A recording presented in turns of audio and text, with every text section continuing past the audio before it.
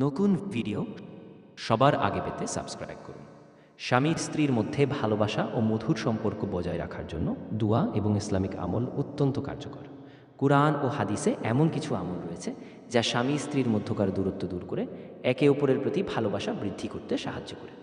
এখানে স্বামী স্ত্রী একে অপরের মন জয় করার কার্যাত্মক কার্যকরী ইসলামিক আমল দেওয়া হলো। সূরা আত-তাগাবুনের ১৫ নম্বর আয়াত। পবিত্র কুরআনের এই আয়াতটি স্বামী বা স্ত্রীর অবাধ্যতা দূর করতে এবং মনের মিলমিশ বাড়াতে খুব উপকারী। আমল: প্রতিদিন ৫ ওয়াক্ত নামাজের পর অথবা যে কোনো সময় পাক সাফ অবস্থায় সূরা আত-তাগাবুনের ১৫ নম্বর আয়াত, যা ওয়া ইন তা'ফু ওয়া তাসফাহু ওয়া তাগফিরু ৩, ৭ বা ১১ বার পাঠ করে নিজের বুকে ফু দিন। সূরা ইউসুফ বা সূরা তাহার আয়াত।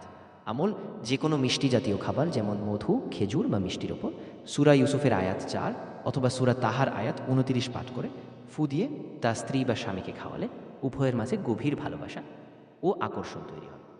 দুরুদ ইব্রাহিম।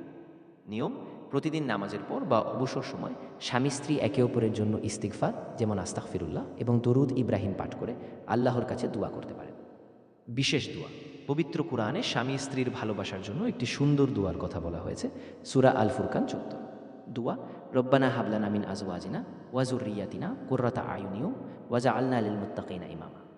অর্থ: হে আমাদের পালনকর্তা, আমাদের স্ত্রী ও সন্তান সন্ততিদের পক্ষ থেকে আমাদের জন্য চোখের শীতলতা দান করুন এবং আমাদেরকে মুত্তাকিদের নেতা বানিয়ে দিন।